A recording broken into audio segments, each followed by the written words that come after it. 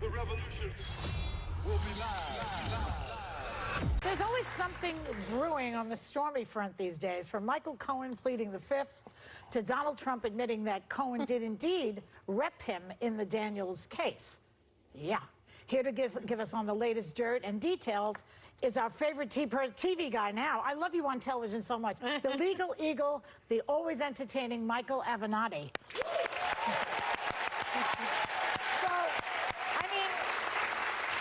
You know, Joy, you've set a very, very high bar for me here today. But that you're cute? Well, That's well, everybody agrees. I feel the love, Joy.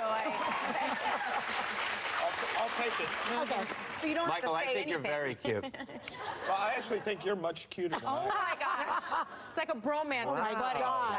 Friday. Sonny's in the middle. All right, let's talk Things are a about little Trump. awkward now. Let's talk about Trump and this little nugget he live dropped on his favorite show, Fox and Friends. Let's watch. Michael would represent me and represent me on some things.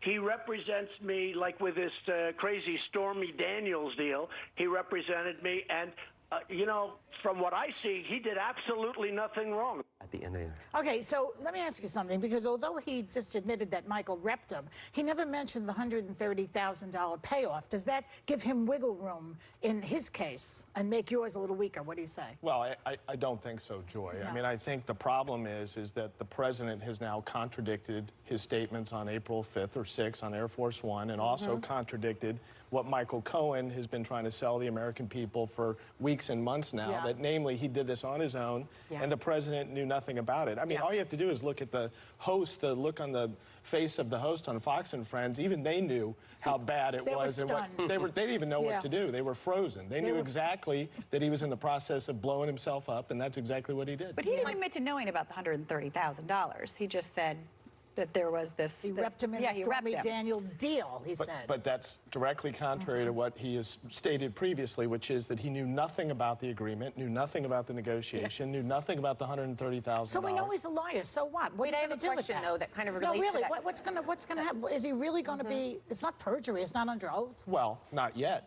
And I think that's the key, Joy. I think that this statement on Fox and Friends adds further foundation for our attempt to try to depose the president and place him under oath so that he can pick one of the stories that we've been told that the American people Michael, need. it can be tested. You mentioned, though, the comments he made on Air Force One when he said he didn't know about the payment. Can a lawyer even legally pay something out without consent from your client? No, absolutely not. And in fact, it's unheard of, no matter how good a lawyer you have or how close a lawyer you have, and you know this, you don't normally pay $130,000 on behalf of a client and take it not out of tell your him. home equity line. Right, with your wife signing on the home equity Would you line. do it? I wouldn't do it. I wouldn't do it. I might do it for you, but other than that. Can I interject something on that?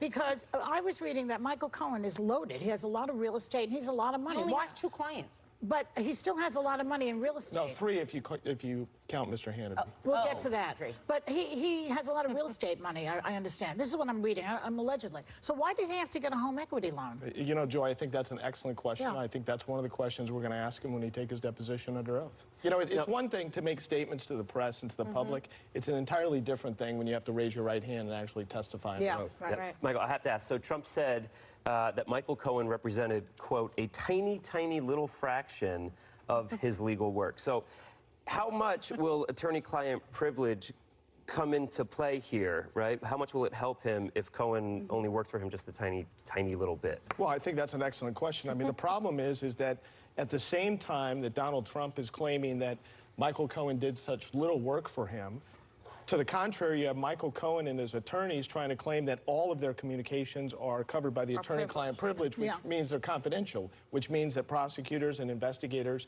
and me cannot look at them. The problem is that Donald Trump has now undercut that argument, and the sphere of documents that are protected has been shrunk significantly, which cannot be a good thing for Michael Cohen and cannot be a good thing for the People talking to a lawyer like me talking to you now, I don't have privilege with you. No, the only way that we have privilege is if you are communicating with me or vice versa in furtherance of legal services. Okay. I will give you privilege if you talk to me right now. I will totally. Okay, Michael But you're not a Avenatti lawyer. is sticking around, and we will be right back. The revolution will be live.